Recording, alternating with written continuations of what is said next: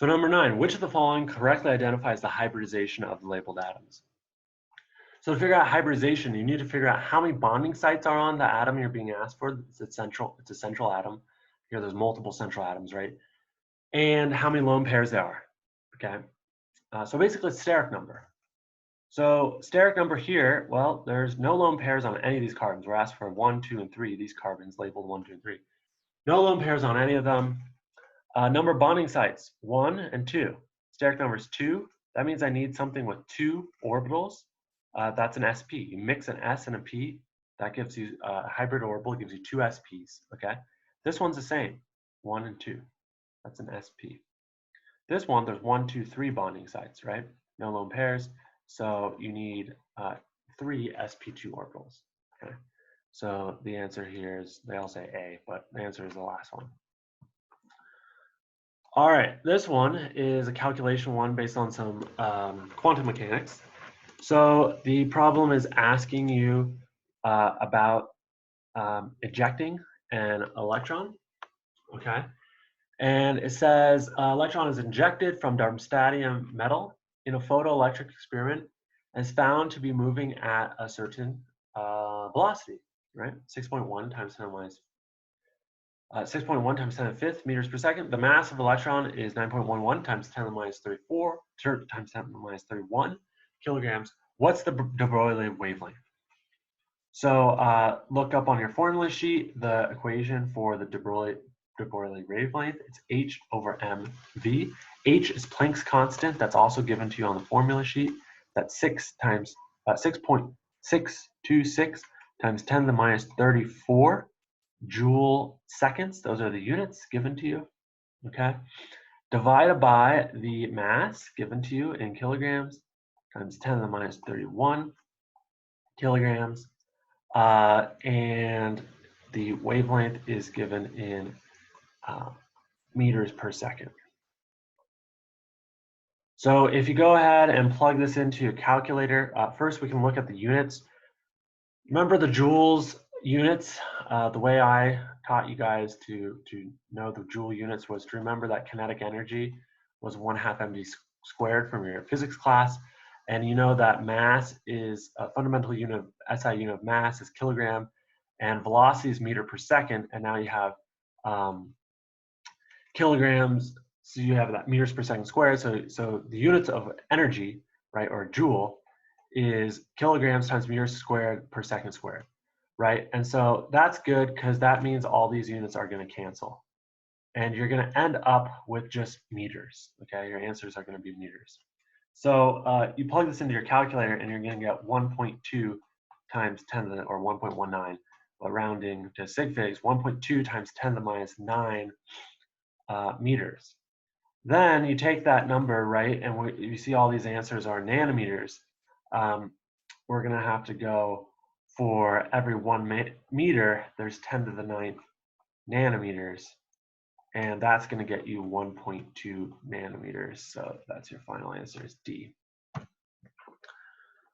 Which of the following is the correct Lewis structure, steric geometry, and molecular shape of livermorium tetrafluoride?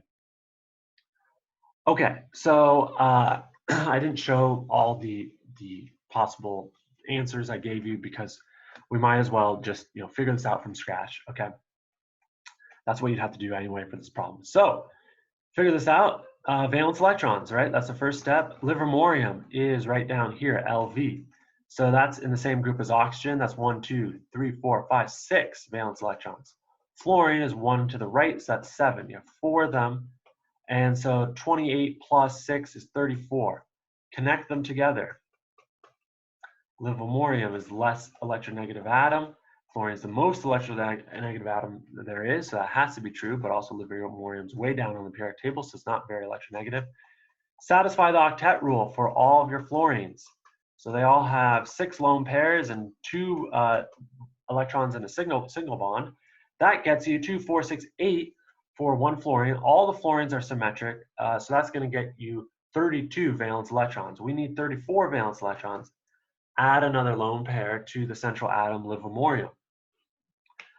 That is going to get you what? That's the Lewis structure, so that's part of the problem. Now you need the steric geometry. All right, well, what's the steric number? Steric number, remember, is number of bonding sites, 1, 2, 3, 4, plus number of lone pairs on the central atom, 1, 5, 4 plus 1. That's going to get you steric geometry is trigonal bipyramidal. That's the geometry in three-dimensional space that puts 5 objects as far apart as possible from one another, minimizing electron-electron repulsion. That's what VSEPR is all about. Remember, it's valence shell electron repulsion theory. But we have one lone pair on the central atom. So that means the molecular geometry is not going to be trigonal bipyramidal, but it's going to be based on that. And this ends up being a seesaw shape. It's what's called. And if you want to try to visualize this, I can try to draw it for you. So you have how I visualize these things, right? It's trigonal bipyramidal. Use the words of the name to help you, right? What does trigonal mean? Trigonal means a triangle, right? So you're going to have, let me just draw a generic ML5 molecule, okay, just with generic things. So let me do that first. So you're going to have M is just a central atom, and you're going to put these things in a triangle. So I'm using the dashed wedge notation here. So that's a triangle. That triangle is like this. It's perpendicular to our screen. And then you have bipyramid. So you're going to make a pyramid on top and a pyramid on bottom, the two pyramids. So you have an equatorial triangle, and you have the two caps of the pyramid. Now what you're going to do is you're going to remove one of these L's, because you have one lone pair, right? You only have 4 things. And look at what that ends up getting you. So then I'll draw that for Livermorium. That ends up getting you something where you have why it's called seesaw. That's what I'm trying to get at, okay? You have a line here, 3 atoms in a line, but here these are bent.